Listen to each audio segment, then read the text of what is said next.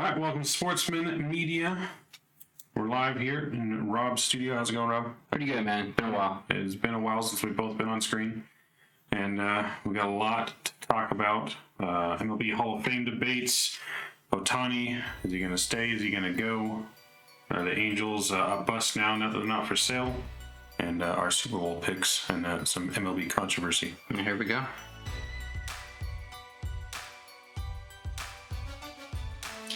And you're listening to The Sportsmen, Mike and Rob.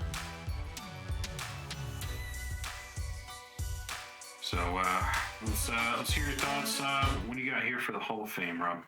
The Hall of Fame. So there was just one guy that was elected this year, right? Scott Rowland. One guy out of all the votes, yeah. Only one guy out of 28 candidates. Scott Rowland is the only one elected to the Baseball Hall of Fame. What do you think about that? I think Scott Rowland deserved it. I think the baseball writers is just a fucking joke. It's so wishy-washy on who they it's like a popularity contest, you know? Like, it should be what they did on the field. If you were one of the best at your position for a certain amount of time, I think you should be elected. So I think more people should have been elected. I think Todd Helton should be in there. Billy Wagner. I mean, like, when I think of like dominant closers, Billy Wagner was a beast. And back then, he was shoving triple digits when that was so rare, and from a lefty, you know. And I think, as a left-handed hitter, you would rather face a Trevor Hoffman versus Billy Wagner. I mean, it might be, you know, controversial, but the dude was great. I mean, Andrew Jones, you know, all these guys that I think should they're better than the Hall of really good. I mean, do you think Scott Rowland didn't deserve the Hall of Fame? And we're looking at a 281 career batting average, 316 home runs, a 70.1 WAR, 1,200 runs scored, 1,287 RBIs. 118 stolen bases. Do you think he deserves to be in the Hall of Fame? I mean, that's the main question. Absolutely. Because there's a lot of things. How many Gold Gloves does he have? It's just all around. He was all around great teammate, great dude on and off the field, and he was just solid. He has a World Series ring with the Cardinals, and if you think about it, like, for almost 10 years, he was one of the best third basemen in the game. And so he's got 8 Gold Gloves. 8 Gold Gloves in his 17-year career. I mean, dude, that's fucking phenomenal, right? It's almost half of his MLB years. Yeah, no, absolutely. I think Scott Rowland, when it comes down to the end of it, Scott Rowland is one of the best third basemen in the game who's ever played. You know, is he the best? No, but he's one of the best, and that's what should get you in the Hall. Yeah, no, he's definitely a great third baseman. It was exciting to see him play all the time. I mean, he sucked up all the balls at third, as you see, 8 Gold Gloves. So definitely well deserving. I mean, there's definitely a lot of people on this list that I feel like deserve to be in. All the ones most notable you mentioned: Todd Helton, Billy Wagner, Andrew Jones, Gary Sheffield, Carlos Beltran is in there for a debate. Jeff Kent, which we'll get into in a little bit, not making it. Alex Rodriguez. He's got some controversy, obviously, behind him. Same with Manny Ramirez. We got Omar Vizquel, one of the greatest shortstops, probably defensively of all time. Andy Pennant, Jimmy Rollins, Francisco Rodriguez. The list goes on. The most notable one, I think, that's actually dropping off the ballot because he had less than 5%. What about Arte Dickey? I feel like just what he had for the knuckleball, I think, you know, probably one of the greatest knuckleball pitchers we've ever seen. Yeah. I mean, Cy Young Award winner, and I think in that terms, he probably deserves to have a higher question, but only got 0.3%, so 1 vote. I just don't think of Arte Dickey as one of the guys that's been one of the best for a long time. Yeah, he had a really good couple of years, but what's his, like, the longevity of it? I know these knuckleball pitchers, they last a lot longer because their arm is, they're not just trying to shove, you know, a high velo, but I don't think of him as one of the best that's, you know, constantly been doing it. But yeah, no, he had a really good couple of years.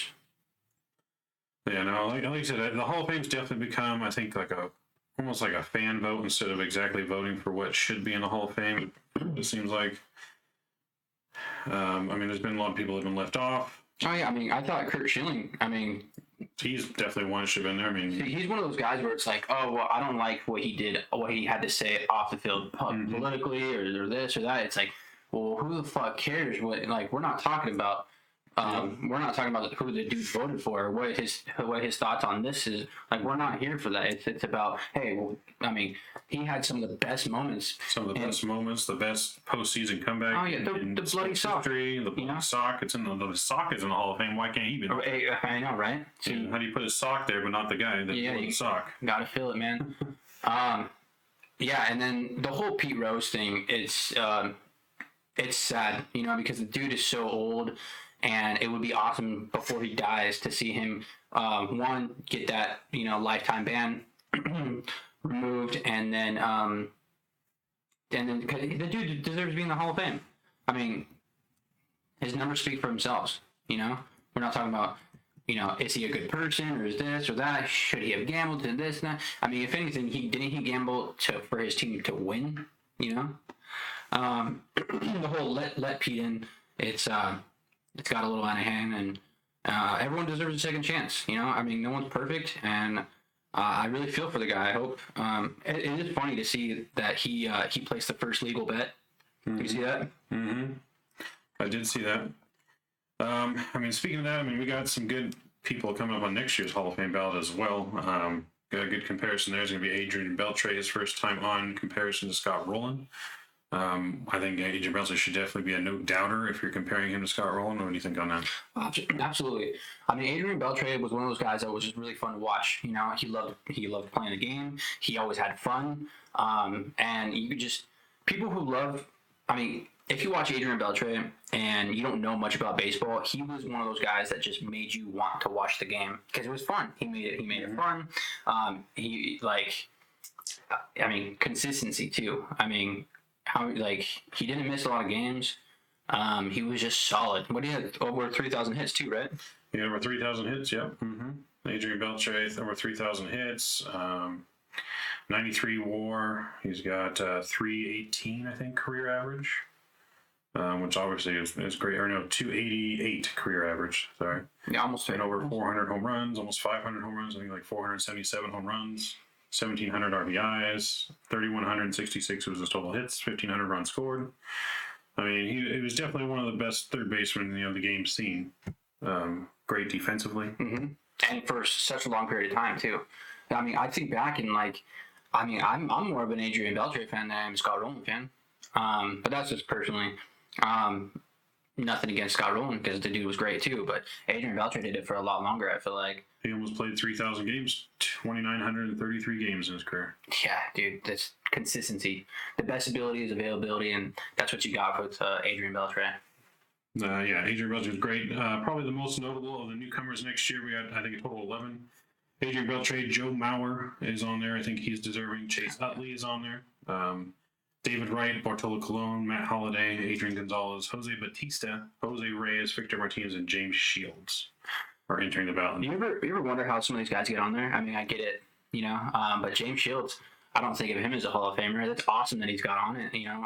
I mean, just getting on the ballot has got to be. I mean, don't they all automatically get on the ballot after so many years? I don't know how that works. I feel like they get on the ballot. You have to be retired for 10 years, I think, to make the ballot for baseball. I can't believe it's been 10 years since. I mean, I feel like we were just watching some of these guys. I think it was like 2 years ago with Jose Batista got lit up by Odor, right? Right. But yeah, these guys have been gone for a while. Joe Mauer has been gone for a while. I mean, fuck me, it makes me feel old. I know, dude. Joe Mauer getting. I mean, there's nothing. I don't have a bad thing to say about Joe Mauer. I think Joe Mauer, David Wright, Cologne, and Utley, I think, are getting in next year. Big Sexy. You think Big Sexy is going to get in there? How could you not put Cologne in there? I mean, he's just such a lovable guy. He's got such a beautiful swing. Right-handed, you know. No, he's got a lot of fun moments. A lot of fun moments. And he was dominant in his career. He was Cy Young for the Angels. Oh yeah, multiple 20-game winners. I think that just passed not too long ago. Where who was he going to the beginning when he won the Cy Young? There's some other dude that like people are like, oh, this guy got robbed. I don't remember who it was. We're gonna have to look that up. But that was a great year for the Angels. I mean, we came out short, but that was the year we got Kelvin Escobar too. Remember that? Oh, yeah. And we actually had a pitching staff. You know, it was just it was a good year for the Angels. I think we got Torrey Hunter, right? Yeah, Torrey Hunter. We had a lot of good prospects. I mean, I remember the Angels. We picked up all these pitchers that threw 100+ miles an hour. Nasty breaking balls and splitters, and that was back when the Angels were winning the division every year. But those days have long gone. Yeah. Well, you never know. You never know. Yeah, and I think there's one more cool debate you were talking about here because Jeff Kent obviously on the ballot as well as Chase Utley. Jeff Kent. I thought Jeff Kent was just taking off. I think this was his last year. Let me see, Jeff Kent. I mean, my personal opinion, Jeff Kent. Yeah, Jeff Kent was taken off. Was a bummer, dude. It's a bummer. He didn't make it, but comparison to him not getting in, and now Chase Utley on the ballot. We got a 290 career average from Kent, a 275 average Chase Utley, versus 259 home runs for Chase Utley and 377 for Jeff Kent. I mean, look at the numbers. I would like to see Chase Utley in there, but if Jeff Kent's not getting in, I can't see them letting Chase Utley in. Jeff Kent leads all of second basemen in all time with home runs, correct? I believe so. I can confirm that here. I mean, it blows my mind that someone with such a big stat like that, I mean, doesn't get in.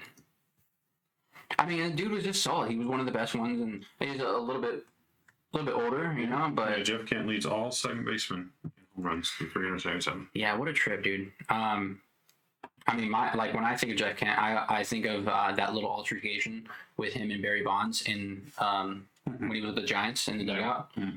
I mean, there's a lot of other things you can remember him by, but he played some third base and first base too, but he was primarily a second baseman, and it kind of blew my mind. It's a little bit what's wrong with the Hall of Fame, I think, voting. I mean, he's a 5-time All-Star, he's an MVP, and a 4-time Silver Slugger award. It's pretty much the only thing Chase Utley hasn't beat on is Chase Utley's a 6-time All-Star versus Jeff Kent's, but Chase Utley doesn't have an MVP award. He has a World Series. Jeff Kent doesn't have a World Series ring. I mean, but thanks to the Angels, right? Yeah. So thanks to the Angels, but Chase Utley's WAR is bigger. I don't know how much really weight we put on that these days. I mean, it seems to be the biggest talked about stat in baseball, but I mean, is it really a good measure? I don't know. I've always been iffy on the WAR stat. Me too. It's like a newer kind of thing. I feel like they didn't really pay much attention to the WAR back then. I mean, he had 2,000 more at-bats than Chase Utley did almost. Only 6,800 at-bats for Chase Utley versus 8,400 for Jeff Kent. That's crazy. Yeah. Jeff Kent was a big-ass dude, too. Big-ass second baseman. More hits. Yeah, he was 6'1", 185 pounds. Yeah, I mean, for a second baseman, dude. Chase Utley, 6'1", 185. Rolling double plays, So, yeah, both same size. Chase Utley had a lot more stolen bases. 154 versus 94 for Jeff Kent. So, I mean, you can make the argument for both, but if Chase Utley gets in and Kent doesn't. Oh, that's crazy, dude. Just a big slap in the face to Jeff Kent, but nothing to knock Chase Utley. But just the voters of the Hall of Fame that. It's a popularity contest. It is a popularity contest. I'm not going to lie on that. So, it's going to be interesting to see what happens with the Hall of Fame next year.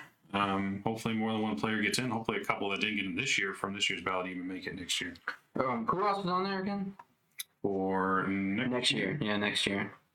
So the ones that were from this year didn't make it. We got Todd Helton, Billy Wagner, Andrew Jones, Gary Sheffield is his final year, Carlos Beltran, Alex Rodriguez, Manny Ramirez, Omar Vizquel, Andy Pettit, Bobby Abreu, Jimmy Rollins, Mark Burley, Francisco Rodriguez, and Torrey Hunter. Those are the ones that were on it this past year. Yeah, I think Todd Helton will get it. I think Todd Helton should. I think Billy Wagner definitely should. Andy Pettit maybe even, which I think probably deserves to be in there. Yeah, see, a lot of these guys too, because we're reaching that time where all these guys, there's so many connections with steroids, and I know the writers are like really, really anal about that. I think they should let. I mean, even if they have like a little asterisk on their name, it's still history, and it's still you can't just skip a whole era of baseball. I mean, what is the Hall of Fame without Roger Clemens and Barry Bonds too? Yes, they they took steroids, but there's dudes in there that have gotten caught for steroids. David Ortiz, he was popped, and he was one of my favorite players. But you can't tell the story of him. I mean, I growing up, I did not like Barry Bonds. He was the enemy. He was the bad guy. He was a villain, But like, look at his numbers; they're insane. I mean, look how many times he was intentionally walked. I mean, he broke records. He was great when he was a skinny dude, and he was great when he was a roided out freak. And there's the whole argument with steroids they don't give you the ability to hand-eye coordination, the ability to find the sweet spot of the bat. They don't give you that ability, and yes, they do give you some kind of an advantage. But what is the advantage when the pitchers are doing the same thing? If they're taking steroids, it's just the steroid era should be in the Hall of Fame. But yeah, maybe I give them their own little section or something. But they should. Asterisks or something. Yeah. I mean, I get it to some level. I mean, Alex Rodriguez, Manny Ramirez, probably the two top ones here that are involved in that steroid era on the Hall of Fame again for next year. The only one I have to disagree with is Barry Bonds. I can't get on the board with that dude. If he was a great dude off the field, I think I could see past it. But he's just a total ass, and it doesn't do him any justice. Well, what about A-Rod? I mean, the dude lied like over and over again. You ever watch that documentary on Netflix? I don't think I would either, to be honest, just because of that kind of stuff. I mean, dude, yeah. I mean, we're talking about. I mean, if you do steroids and you to keep yourself healthy and stuff like that, and then you're just a great dude, makes it a little bit less. Jeff Bagwell, he's in the Hall, and look at him. He's a prime example. Look at his numbers and how they jumped from when he started. And yeah, dude. There's just guys in there that are obviously have taken steroids. And if you're going to put those guys in, Jeff Bagwell, great dude, but if it's a popularity contest, that's why they're putting him in.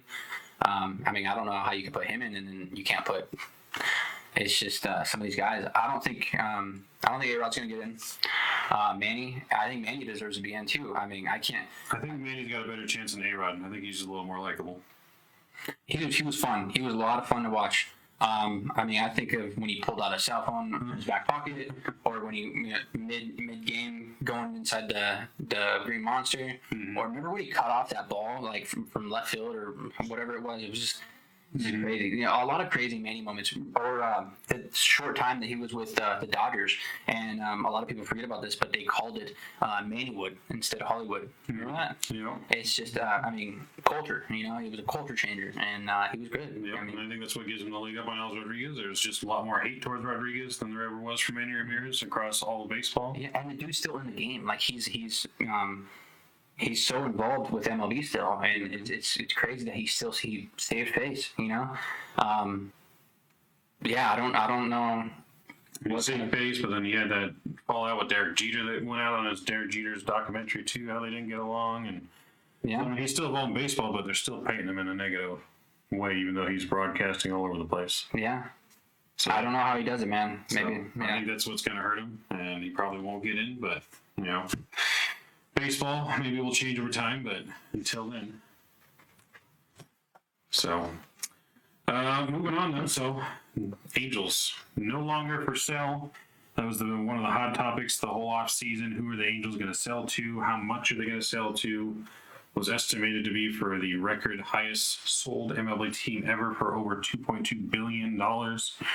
Multiple investors and people, including the owner of the Golden State Warriors, was interested in buying the Angels. I know some kind of Asian development investment group was also wanting to buy the Angels, potentially for way more than $2.2 billion.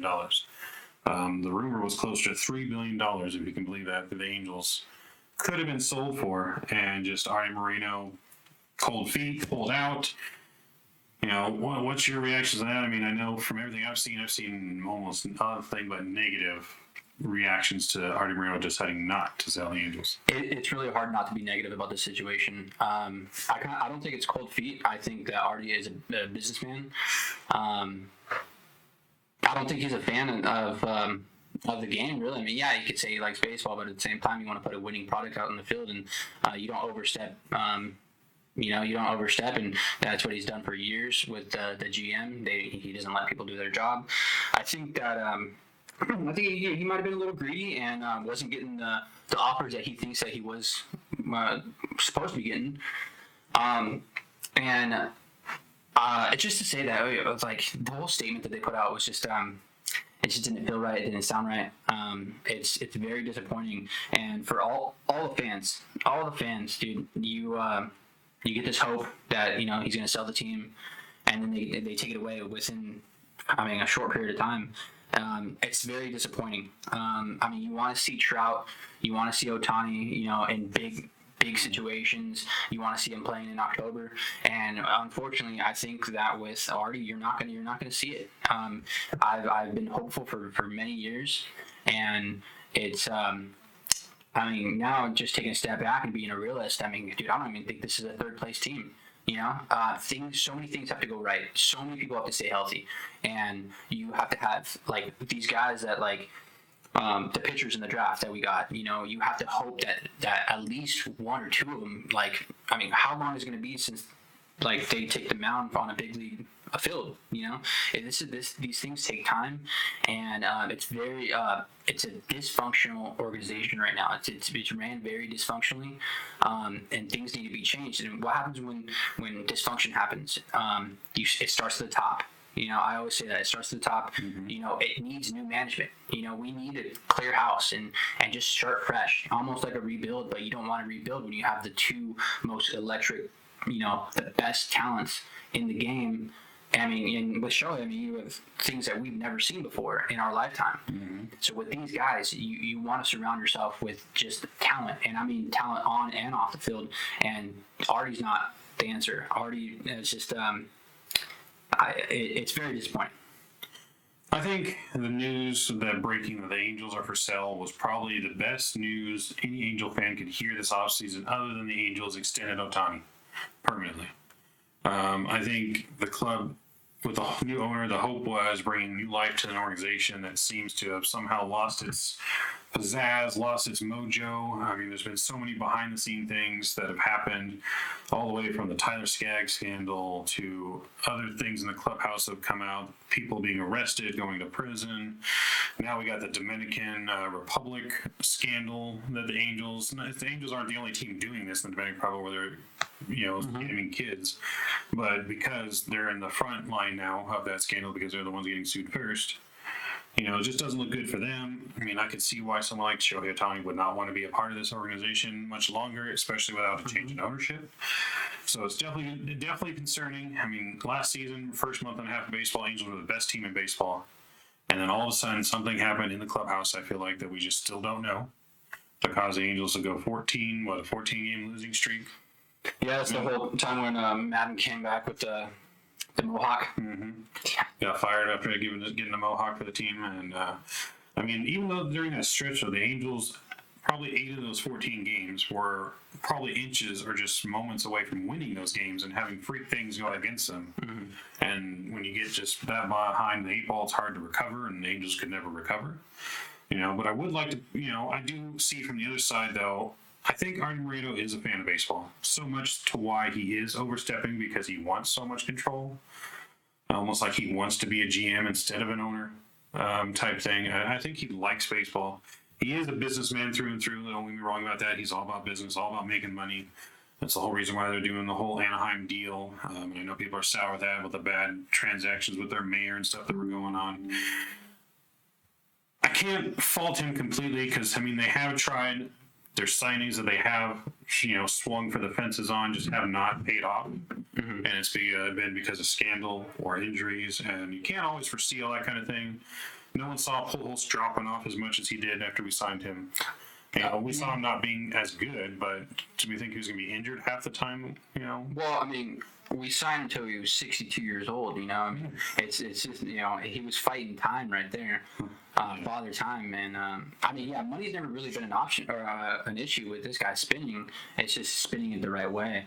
We got the big names, the Anthony Rendones.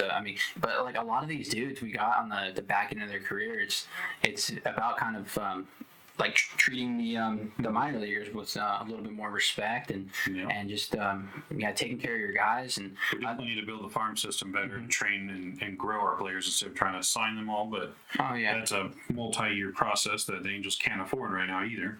And there's all those things about like I know there's a bunch of things behind the scenes that we don't know about, but like with all the old like the ex-Angel players, Rod Carew, Jerry Weaver, these guys are saying that the Angels lost my number a long time ago, and how come we never they're never involved with what's going on now. I mean, it's just good. Mm-hmm. It's just you see all these other organizations taking care of their guys, and there's a lot more to it than we know. And I think it all points at Arte. Yeah. I mean, let's not take anything away from Angels offseason. I think they've had a really great offseason, kind of really great under the radar offseason compared to what most people think. I think they got Tyler Anderson for a steal. If he can get anywhere close to what he did for the Dodgers last year, I think will be a win for the Angels.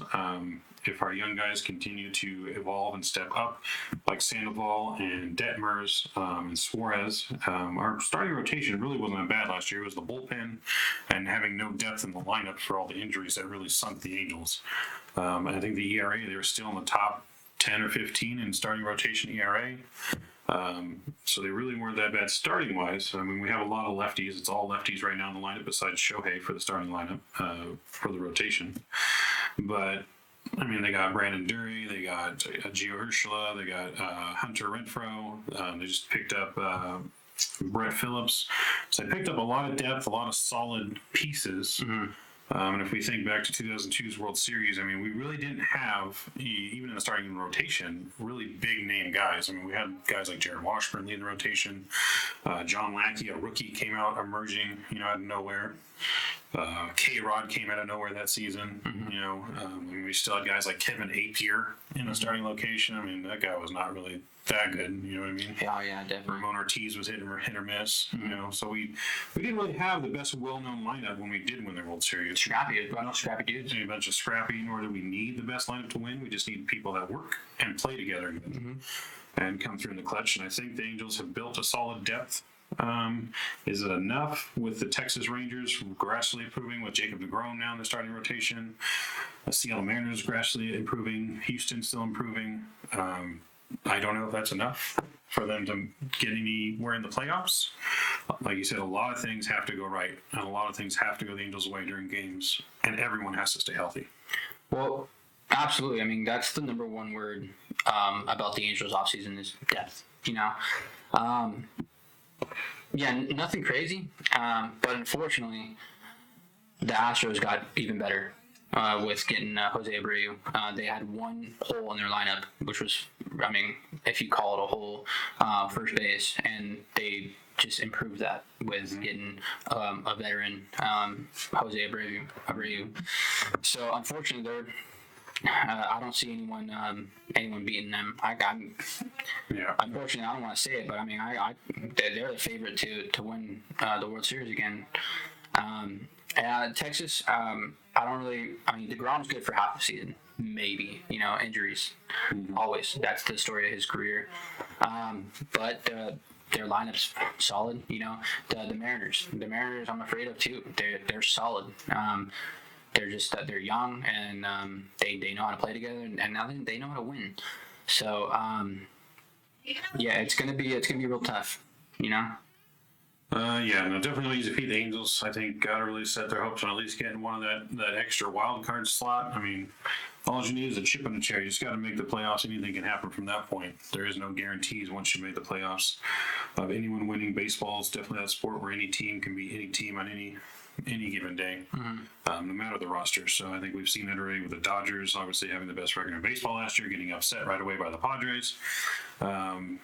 They killed the Padres all season long, and then they get upset in the playoffs. So, I mean, it's a prime example right there that it doesn't matter what record you have into the playoffs as long as you make the playoffs. And I think the only way we keep Ohtani is making the playoffs, but we have to win past the first round, or there's no hope. And that's tough, man. But you know what? I mean, the odds are to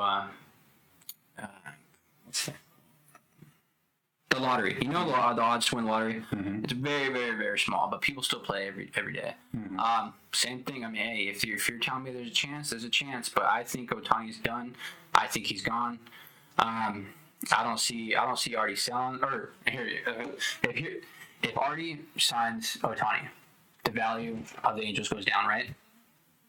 Does it go down? Well, I mean, does it go up? Well, think about how much they're gonna pay him.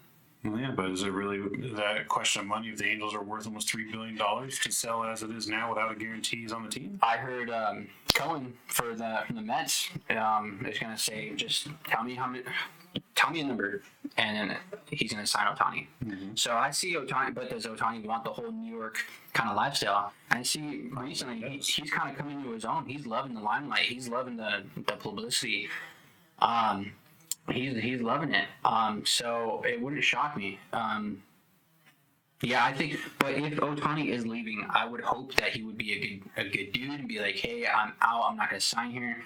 And maybe we get something for him. Mm-hmm. If we're not in contention, then let's try it. Let's try to get something for him. Maybe we're not in contention. We have the same season we had last year. He's gone at the trade deadline. It makes no sense to keep him, even if we don't get much back for him at that point, if we know he's not going to sign with us. And if we're a losing season, he's definitely not going to resign with us. There's no way. I can't see him, unless something happens and say, hey, I'll take a 1-year deal to give you guys 1 more year to get your shit together, which I don't see him doing because he wants to capitalize on being healthy. He's going to set records for the contract. He's going to set records. It's going to be at least $500 million. I mean, you're paying for 2 people, basically, for 1 player. And I think the chances of signing Ohtani with a new owner went from 50-50 to already staying now, went from 40-60 easily, where 40% he stays, 60% he's going, which is why I think it's important. We have to make the playoffs, and we have to do something in the playoffs to have any kind of hope for him wanting to re-sign. We have to have a winning season, get past the first round, show that we can be competitive with the team we got, and then show him they're committed to spending that money after this to still improve the team more. Yeah. Oh, dude, I think it's 90-10. I think he's gone. I think no matter what the Angels do, unless they win a World Series, he's gone? Or you think he's gone even when we win a World Series? No, if we win a World Series, he'll stay. You think but I think he's gone, dude. I think he's gone. The best chance we had would have been selling to a guy, maybe the dude from...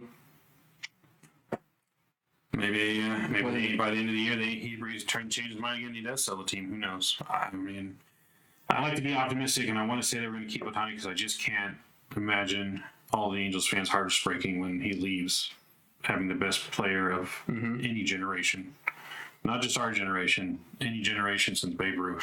You know what I'm really looking forward to is the World Baseball Classic and seeing a Ohtani versus Trout, because Ohtani's playing for Japan, and Mike is the captain for the USA team. Yeah. So it would be pretty cool to see Ohtani on the bump and in the championship. Ohtani on the bump, Mike Trout up to bat. Who wins that matchup? I mean, and Ohtani plays with Trout all the time. They take BP together. They know each other's strengths and weaknesses, and I mean, I don't know who wins that battle. I kind of think Ohtani might win. I'm gonna say Mike's gonna either strike out or pop up. I don't know. I really like to see Mike Trout take him deep a little bit, but probably Ohtani's probably gonna win. I feel like he's just that good of a pitcher. Oh yeah. And knowing Mike Trout's weaknesses more than anyone else, I think is really to his advantage there. I mean, like you said, whoever's going to get Ohtani, I mean, you're not just getting a pitcher, you're not just getting a hitter, you're getting two players, but you're not even getting 2 players, you're getting 2 all-star caliber players. If he does leave, it's hard to see him go to New York or LA because he may be enjoying the limelight spot and the spotlight here in Anaheim, but I just don't think he's all about that kind of life in that city. So where do you see him going? San Diego? I think I'd see him go to Padres or the Giants before I ever saw that. Oh yeah, dude. Maybe the Phillies even, more so than the Mets. One of those teams. I can see him going to the Padres. Padres, Giants. I mean, the Cubs have made some strange moves this year. He could be. I almost see him leaning towards a National League team, though, because he's automatically in the lineup when he pitches. And now there's a DH, too. But it doesn't matter anymore now. Come in there, DH now. But I don't know. I just don't see him going to that big of a market because that's one of the reasons he signed with the Angels in the first place, and not one of those teams because he didn't want that huge market. But again, he's accustomed now to how things work here. He's a little more open, so maybe it's changed his mind. Well, with Shohei, I mean, he is the market wherever he goes. Even if it's even if we're playing the Pirates or something, like that place is gonna sell out or have the most. He's got a blank check. He can pick whatever team he wants in the offseason. There's no team that will not sign him. There's teams that won't be able to afford him if he chooses to get whatever money he wants, but he could sign for whatever deal he wanted with any team. Obviously, he's just not going to get the money he needs from every team or he wants from every team. But maybe that's not what's important. Maybe he'll take less money to go to the team he really wants to go for. Well, I mean, if money's not an option and he wants to go to a contender, is he going to stay with the Angels? Are the Angels are the? I could see Ohtani even going to Boston more than the Yankees. To be honest, Boston's not necessarily a contender, but they got a great track record. I mean, dude, if he went to the Yankees with that short porch to right. Imagine him setting some home run record and Doing Judge's home run record. That would be like Ohtani, Judge in the same line. I mean, that would be horrible. Ohtani stays healthy and goes to the Yankees with the lineup they got now. I mean, Houston's no longer in contention, and the Yankees are the team to beat. Yeah, but they got a mesh. I don't know if Ohtani. I can't see Ohtani wearing a Yankees jersey. I can't. No, I can't see him wearing pinstripes. I know Yankees fans don't want to hear that, and I know Cohen's going to open his pocketbook and he'll outpay any owner out there to get Ohtani, which is why I'm saying I don't think he's going to go for the money. I just don't see anyone beating them in pay, or the Dodgers I know are going to go after him. They've already said it vocally, they're going after him next year, which is why they haven't made any big splashy moves this year. Isn't that like some kind of like tampering? Or I mean, I know there's tampering in like the NBA, but I don't know. Like, can they just say that? Like, I mean, he's under contract with us still. Yeah. So they can't communicate with him. They can't communicate with his agent. They can't communicate with Ohtani. But I mean, I guess there's nothing really wrong saying this is our plan. We want to sign Shohei as a free agent. I guess there's not really anything against that because they're not talking to them directly. yeah. I guess they can say anything they want in public. Is it maybe not something that should be done? Maybe, but I don't know. It's going to be interesting to see. Hopefully, it just doesn't distract Ohtani all season with all this. And can still perform because he's going to be under a lot of pressure, a lot of scrutiny, a lot of questions all year long. As soon as anything goes wrong with the Angels, hey man, are you going on the trade deadline? Where do you want to go? Stay in. Mm-hmm. It's going to be like the question asked to him probably almost after every game. I feel like, are you happy here? Are you staying? Absolutely. I don't know. But other controversy in the MLB, we got. You wanted to touch on Trevor Bauer, and then we also have Cole Hamels trying to come out of retirement.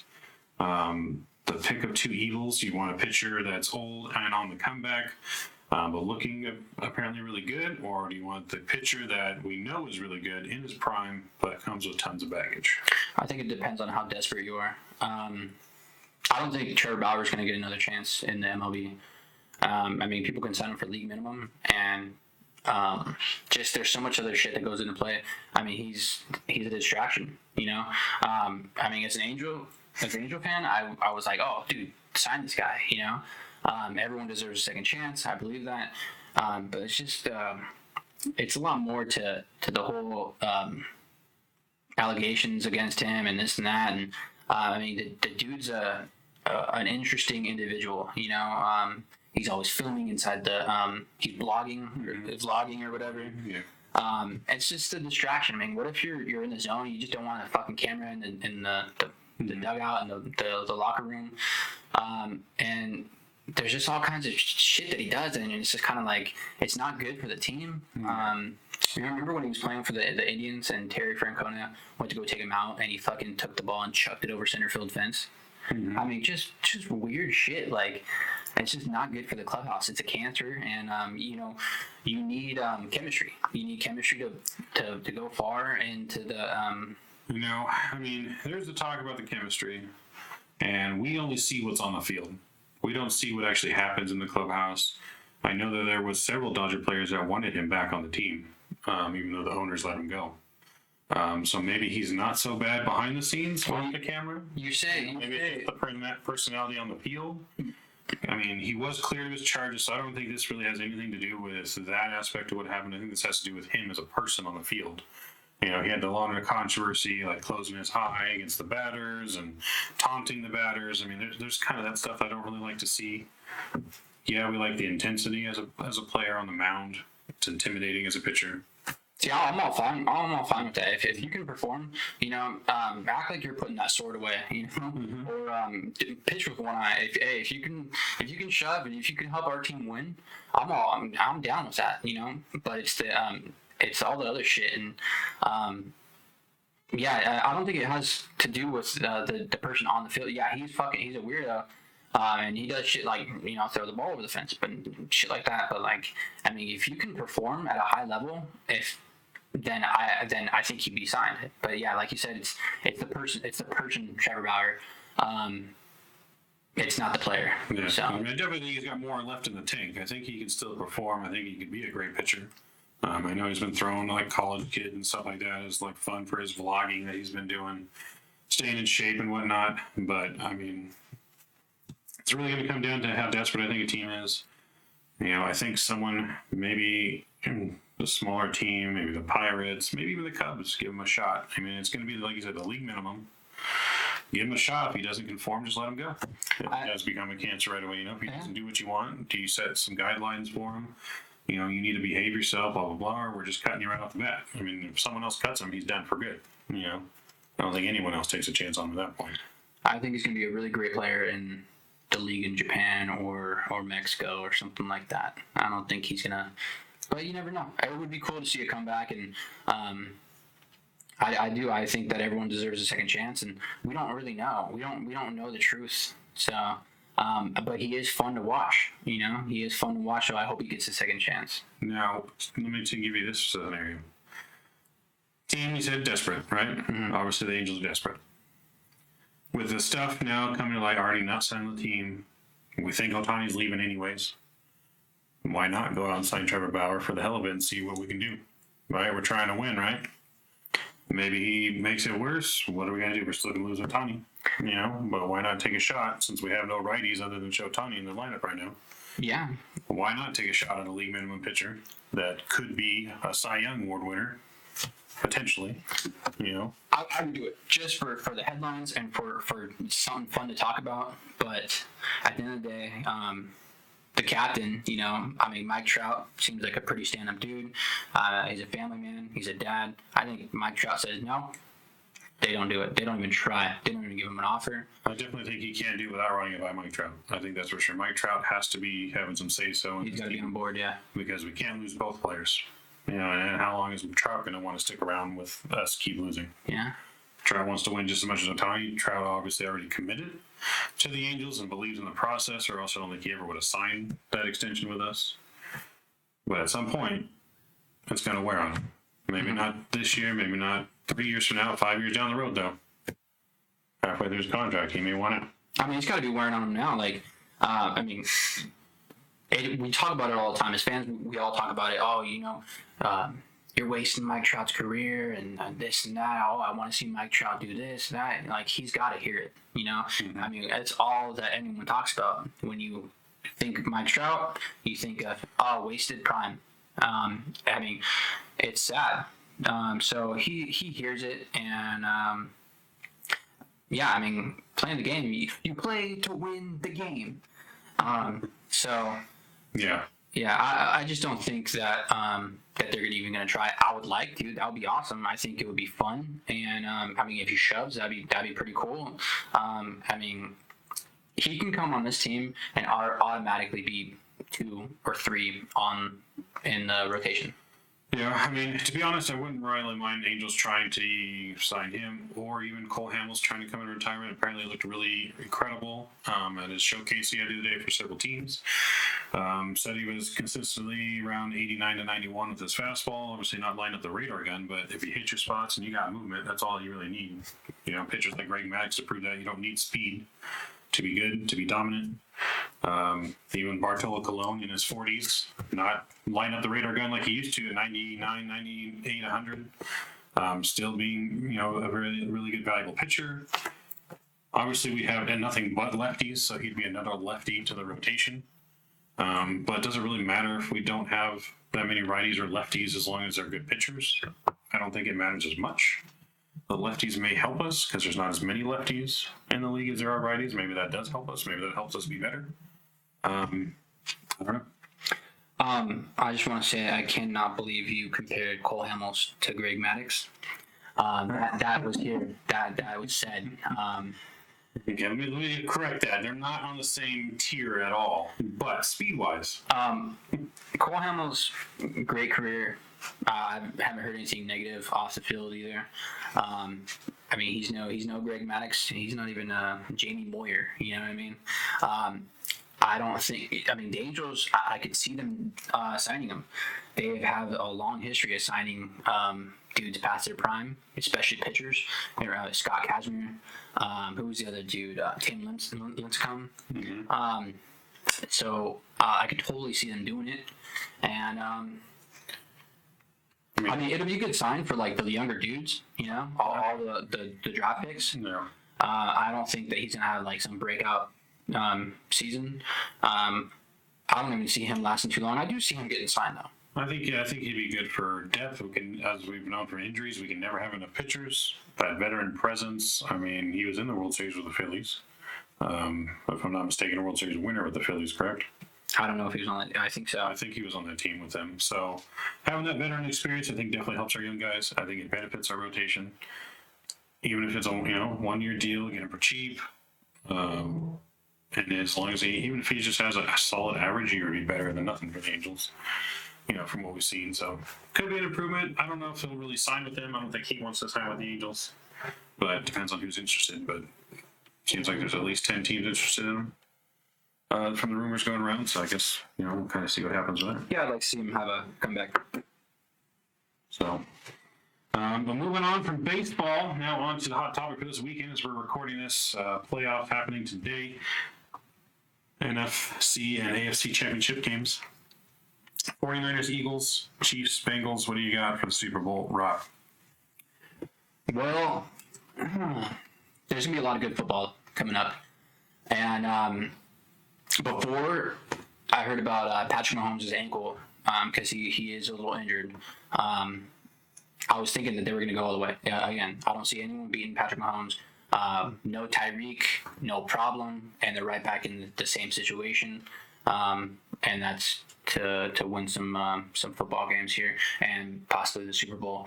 I'm gonna be rooting for the Bengals. I mean, Joe Burrow, dude, that guy is the real deal, and he's surrounded by nothing but talent. You got Joe Mixon in the backfield. I mean, you got multiple weapons with Chase and Higgins and Hurst. I mean, they're just solid all around. So I mean, I'm picking the Bengals over the Chiefs because Patrick Mahomes isn't 100%. Now, I know he was a full participant in their last practice, but if you can't have Patrick Mahomes doing Patrick Mahomes magic, then and he has to rely on specifically staying in the pocket, he can't move that much. Mm-hmm. Then again, I mean, Joe Burrow, he's on fire. They are 3-0. Against the Chiefs this year, right? I think so.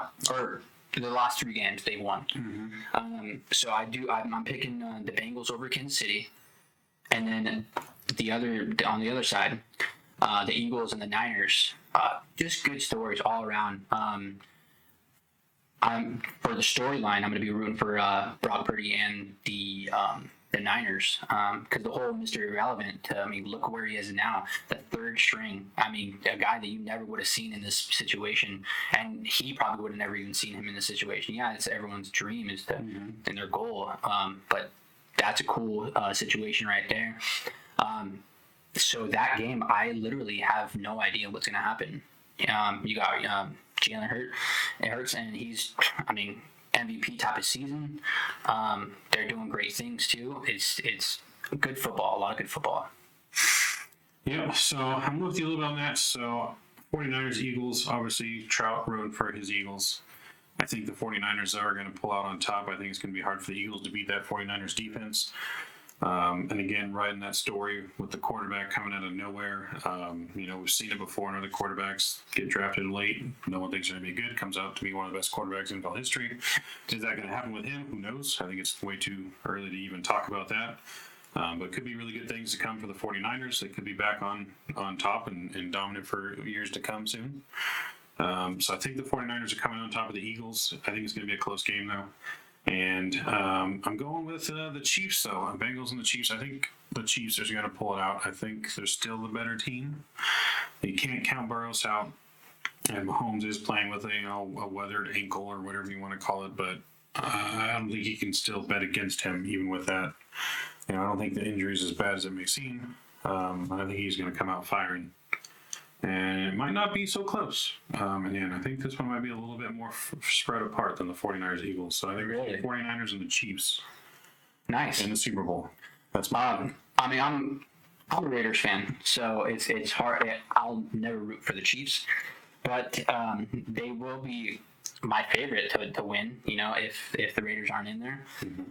If I'm a betting man, the Chiefs, they're just. Patrick Mahomes.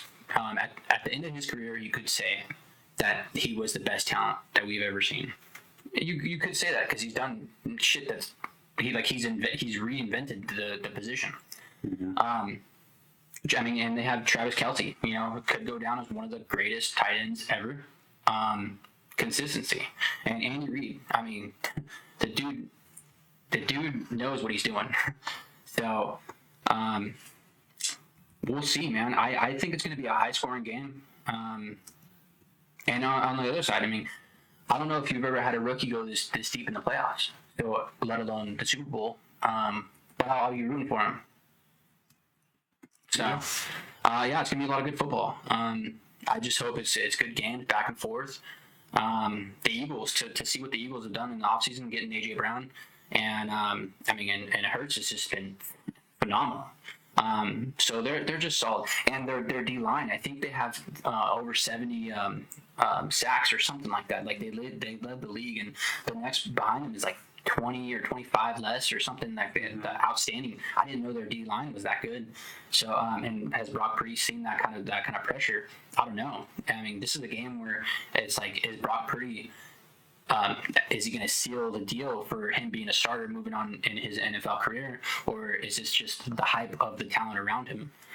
So it's going to be fun. It's going to be a lot of fun to see too. Like if Brock Purdy has a good game, what do they do with Trey Lance or Jimmy G? I think Jimmy G's out of there too. But it's just so many questions coming into play, and it's going to be fun to watch, man. It's going to be fun to watch. I think it's going to be two good games to watch for sure today, seeing who's going to make the Super Bowl. Vegas has them pretty much at the same, about plus and minus 3, so they got, it looks like that Vegas actually has the Eagles favored over the 49ers by 3 points, and the Chiefs are favored by 2.5 points over Cincinnati Bengals, which we know that when it comes to sports betting, that's pretty much just home field advantage right there. That means that they're pretty much taking their deadlock, dead even for both teams. So it really could go either way. We could be completely wrong. We could be completely right. I guess we'll find out, or you guys will know time watching the video if we are wrong or completely on point for who's going to be in the Super Bowl. It's going to be a great matchup. Good to see. Of course, the Pro Bowl, I think, is next week before the Super Bowl. So just real quick. So you're calling Chiefs Niners? I'm calling Chiefs Niners. Okay. And if it is the Chiefs and the Niners, I think the Niners win. So I'm just going to say it then. I'm thinking Bengals, Niners, and I'm picking Bengals on top. And that, okay, so if the Bengals win, if I'm correct, then Joe Burrow, hurt first year, second year, Super Bowl, loss, third year, Super Bowl, win. What a start to that career, right? No, that'd be an unbelievable start to Burrow's career. He's definitely got a real shot to do it. He's that dude. He's definitely got a real shot to do it. Mahomes is definitely not what he was during his Super Bowl run years. But he's still great. Yeah. Chiefs are still great. They're always in it. Can never count them out. So really going to be a fun one to watch. And follow up with you guys next week to see who has won. Any more developments in the MLB? Let's go. Maybe we touch on some NBA stuff. I know there's lots of NBA drama I'd like to get into that we don't have time for this week.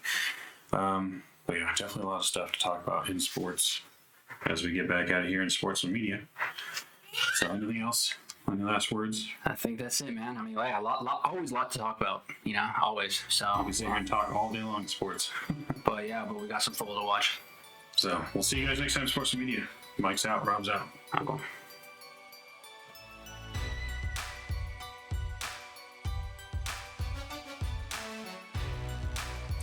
And you're listening to The Sportsman, Mike and Rob.